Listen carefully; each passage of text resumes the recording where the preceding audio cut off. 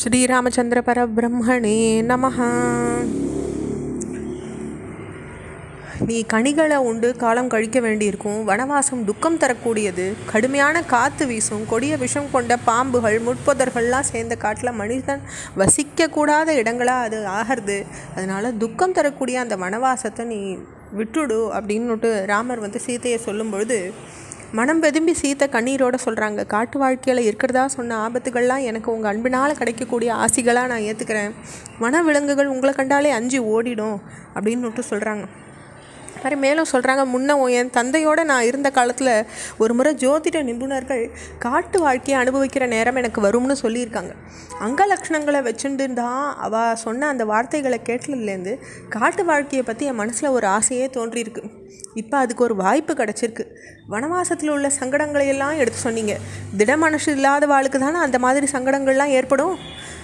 பெற்றோர்களால் தாரவாத்து கொடுக்கப்பட்டு இந்த உலகத்தில் எந்த ஒரு மனுஷனும் ஒரு பெண் மணக்கிறாளோ அவனுக்கே அவன் மேல் உலகத்துலேயும் மனைவியாக திகழ்வான்னு தர்மசாஸ்திரங்கள் சொல்கிறது. அப்படி இருக்க என்னை உடன் அழைச்சின்னு போக நீங்கள் மறுக்கிறது ஏன்?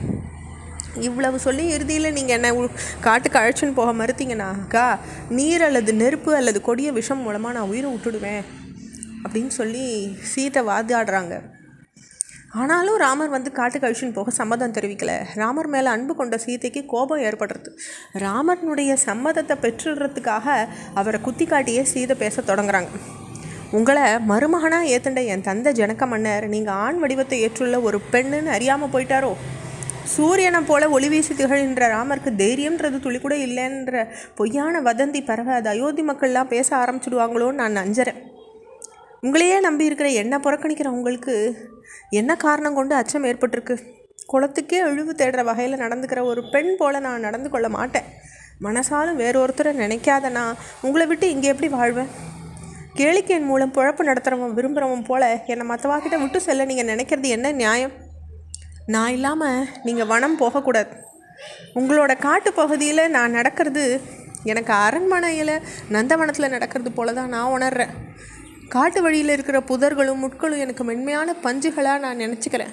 காட்டில் வீசக்கூடிய புழுதி காற்று என் மேலே படரக்கூடிய மண் எனக்கு சந்தனப்பொடி. அங்கே கிடைக்கிற கிழங்கானாலும் சரி கனியானாலும் சரி அதுதான் எனக்கு அமிர்தம். உங்களோட நான் பகிர்ந்து உண்ற இருப்பிடம் எதுவானாலும் அதுதான் எனக்கு சொர்க்கம். இந்த என் வார்த்தைகளை மீறி நீங்கள் என்னை விட்டுட்டு போனீங்கன்னாக்கா நான் விஷம் அருந்தி சாவேன். உங்களால் கைவிட்ட பிறகு நான் வாழறதுல எனக்கு அர்த்தமே இல்லை அப்படின்னு சொல்லி ரொம்ப உரக்க கதறி அழறாங்க சீதை. இதை பார்த்த ராமர் அவளை வாரி அணைச்சிண்டு அவளுக்கு ஆறுதல் சொல்கிறார். நீ இல்லாட்டாக்கா எனக்கு சொர்க்கம் கூட துன்பம் தர இடம்தான். எதை நினச்சும் என் மனசில் அச்சம் இல்லை. தன்னை உணர்ந்தவனால் எப்படி கருணையை விட்டுட முடியாதோ அதுபோல் என்னால் உன்னை விட்டுட முடியாது. உன் மனசில் இருக்க எண்ணத்தை அறிஞ்சிக்க தான் நான் பற்பல வார்த்தைகளை சொன்னேன். என்னோட வந்தே தீர்றதுன்ற மான உறுதியை நான் இப்போ புரிஞ்சுட்டேன். நானோ தந்தையின் வார்த்தையை கட்டுப்பட்டு நடக்கிறேன். கண்ணெதிர தெரிகிற நேரடியாகவே உத்தரவிடுற தாய் தந்த ஆச்சாரியா நீ வாழை திருப்தி செய்ய முடியாத மனுஷனால் கண்ணுக்கு தெரியாமல் எங்கேயோ கட்டளை இடுற தெய்வத்தை எப்படி திருப்தி செய்ய முடியும்? நீயும் என்னோட விரதங்களை மேற்கொண்டு வனத்தில் வாழ். என்னுடைய குலத்துக்கும் உன்னுடைய குலத்துக்கும் பெருமை தர முடிவை நீ எடுத்திருக்க. அந்தணர்களுக்கும் யாச்சகர்களுக்கும் ஊழியர்களுக்கும் உன்னிடமுள்ள பொருட்களை எல்லாம் எடுத்து தர்மம் செய்யும். உன்னை நம்பி இங்கே இருக்கிறவாளுக்கு உன்னுடைய ஆபரணங்கள் ஆடைகள் மற்ற செல்வங்கள் எல்லாத்தையும் கொடுத்துடும். இது முடிஞ்ச பின்ன நம்ம விரைவாக புறப்படுவோம் அப்படின்னு சொல்கிறார். ரொம்ப மகிழ்ச்சி அடைகிறாங்க சீதை. தான தர்மங்களை செய்ய தொடங்குறாங்க. ரெண்டு பேரும் பேசினதை கேட்டுட்டு இருந்த லக்ஷ்மணர் துக்கம் தாங்க முடியாமல் அழறார். பின்ன ராமரனுடைய காலில் தலை வச்சு வணங்கி உள்ளம் குமரி அவர் பேசுகிறார். காட்டுக்கு போகிறதுன்னு தீர்மானிச்சிட்டீங்க. நான் உங்களோட உங்களுக்கு முன்னே கையில் வில்லேந்திண்டு உங்களுக்கு பாதுகாப்பு அளிக்கிறேன். நீங்கள் இல்லாமல் எனக்கு மூவுலக ஆட்சியும் வேண்டாம், சொர்க்கலோகமும் வேண்டாம், தேவர்கள் அடையக்கூடிய நிலையும் வேண்டாம் அப்படின்னு சொல்லி லக்ஷ்மணர் சொல்கிறார். ராமர் லக்ஷ்மணன் சொல்ல ஏற்றுக்காமல் அவரை தடுக்க முனையிறார். நற்குணம், வீரம், மனசு உறுதி, தர்மத்தின் பாதை, தவறாத நட இதெல்லாம் உடைய லக்ஷ்மணா என்கிட்ட மாறாத அன்பு செலுத்துகிற நீ எனக்கு என் உயிரினும் மேலானவன் அப்படின்னு சொல்கிறார். அவருடைய வார்த்தைகளை அடுத்த பகுதியில் பார்க்கலாம். ஸ்ரீராமச்சந்திர பரபிரம்மணே நமஹ.